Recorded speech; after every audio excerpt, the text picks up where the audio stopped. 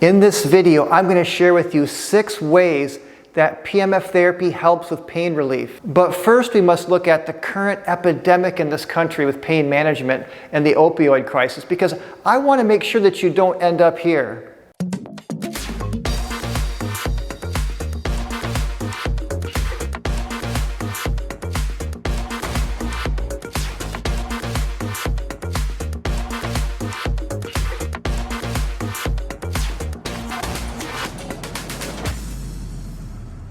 Hello, this is Bryant Myers, author of PEMF, The Fifth Element of Health. This is one of the most important videos that I've ever done, and it's about PEMF therapy for pain relief. 1 out of 4 of you watching this video is in pain, and that's just statistics. There's over 100 million people in this country suffering from pain, and the most common forms of pain are by far back pain is like 27%, then neck pain is 15%, and migraines 15%.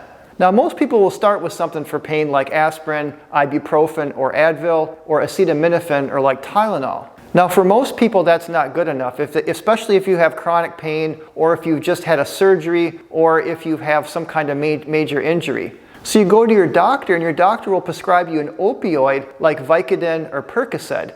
In fact, those are the top 2 most prescribed pain relief drugs. So according to an article that I read, over 5 billion pills of each of those 2 are prescribed every year, and that's just the top 2. That doesn't include all the other pain meds, like say morphine and some others. And opioids are narcotic. They're very addictive, just as like heroin. And basically, heroin is an opioid. According to CNN, in 2018, over 10 million Americans misuse opioids, and that resulted in over 70,000 deaths from opioid abuse. From 2010 to 2017, the number of opioid deaths has increased by 5-fold. This is a crisis, and people are almost always taking these opioids for pain relief. Now, besides opioids, there's also injections, like steroid injections, cortisone type of injections where they inject it into your knee or your spine. And again, lots of problems, lots of complications with damaging tissue and even increasing the risk for diabetes. And then if all else fails, then there's just surgery or like replacement, prosthetics. So with the opioid crisis and all the problems and risks from surgery and all the side effects from injections, we need a better solution for pain.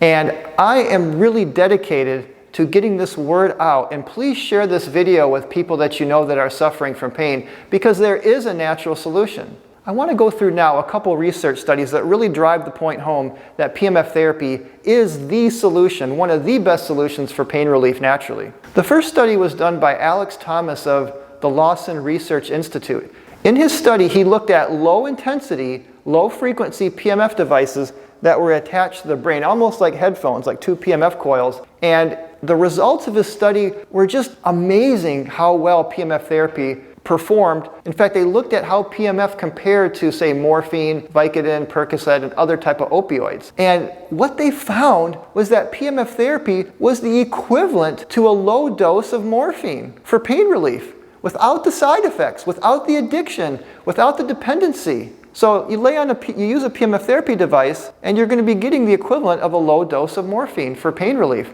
The next study I want to talk about is a study that was done with elbow pain, and they found that PEMF therapy worked better than steroid injections, like cortisone shots, for elbow pain. So to see why PEMF therapy works so well in these research studies, I want to show you the 6 main reasons that PEMF therapy, or the 6 mechanisms that PEMF therapy is utilizing to help your body with pain relief. So the first way that PEMF therapy helps with pain relief is by increasing your body's natural production of endorphins. Endorphin means endogenous morphine, and that's your body's own natural morphine. So we can actually produce these natural opiates to help with pain relief. And this is why the study showed that PEMF was just as effective as a low dose of morphine. So there's been some zero field studies done. That means they block out the magnetic field of the earth. And they found that people in like a zero magnetic field environment start to feel pain for no reason. This is why Dr. Nakagawa called fibromyalgia magnetic deficiency syndrome, because fibromyalgia especially can be partly a result of a lack of natural healthy magnetism.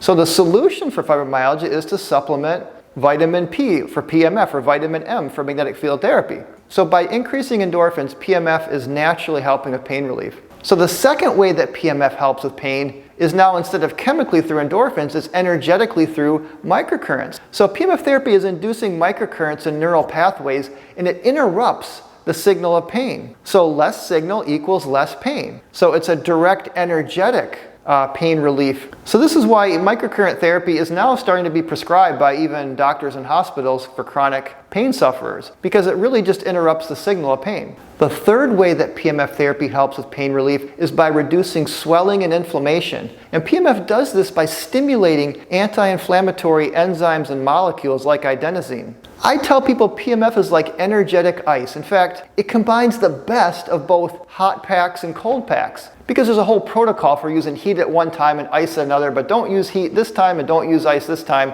Well, PEMF does the best of both, meaning it opens up microcirculation, which we'll get into our next point, and it helps to reduce the swelling that ice does. So PEMF does both, making it, in my opinion, even a better solution than just using ice and heat. The fourth way that PEMF therapy helps with pain relief, as I just hinted, is with improving microcirculation. So by improving microcirculation, PEMF therapy is going to allow all the metabolic waste products, acids, and debris from the injured area to get removed, and then it's going to help to bring in oxygen, nutrients, and the building blocks the body needs to rebuild and repair. The fifth way that PEMF therapy helps with pain relief, which is also related to microcirculation, is by improving lymphatic circulation.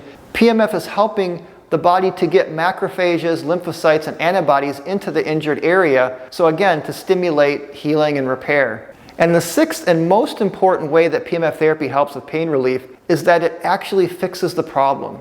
It's not just a numbing and dumbing like narcotics and like injections. It actually stimulates the body's ability to heal itself. Injured cells require approximately twice the energy of regular cells. So when we use PEMF therapy to increase ATP production, which has been proven to do, and increase the cellular voltage or transmembrane potential, which PEMF has also been proven to do, that is giving the cells more energy. And when the cells have more energy, they can create new cells and they can divide and repair and heal.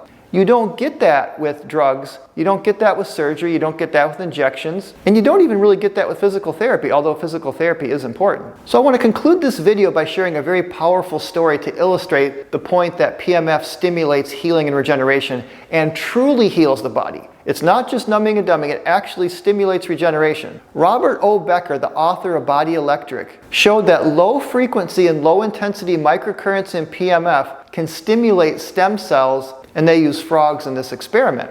What is so amazing about this study that was done by Robert Becker that nobody talks about, which is shocking to me, is that they saw under the microscope that with microcurrent and PEMF therapy, that when you add healing currents to the body, that adult cells can de-differentiate back into totipotent stem cells, meaning PEMF stimulates stem cell production, as does microcurrent therapy. And this is something that kind of goes against the dogma of biology and Darwinism, which says that basically differentiation is a one-way street.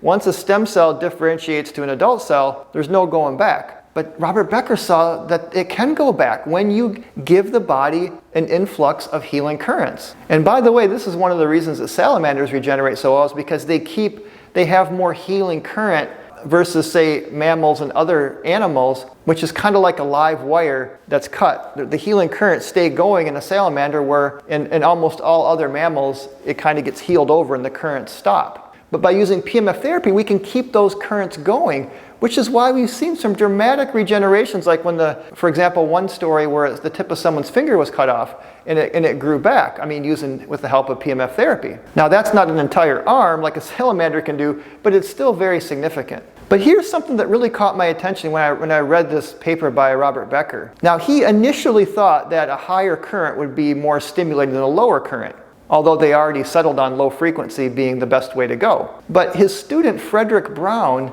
systematically went through and tried all different current amplitudes. And what he noted was that as he used lower and lower current, the stem cell production increased, meaning the lower the current, the more regeneration. Higher intensity didn't work as well. In fact, when he turned the dial all the way down to the very lowest setting, which was 1/1000th of an ampere, he saw the maximum amount of stem cell production. So this shows you that when it comes to PEMF therapy for pain relief, contrary to what so-called experts say, You don't need high intensity. High intensity is dangerous, as I've talked about in many videos, and especially to use every day.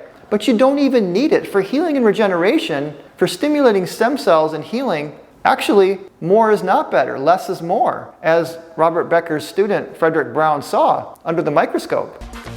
So thanks for watching. Please subscribe to my channel. I have many more videos coming. Leave some comments. I'd like to know what you think, and tell me if there's any other videos that you'd like to see in the realm of PEMF therapy. So thanks again, and have a great rest of your day.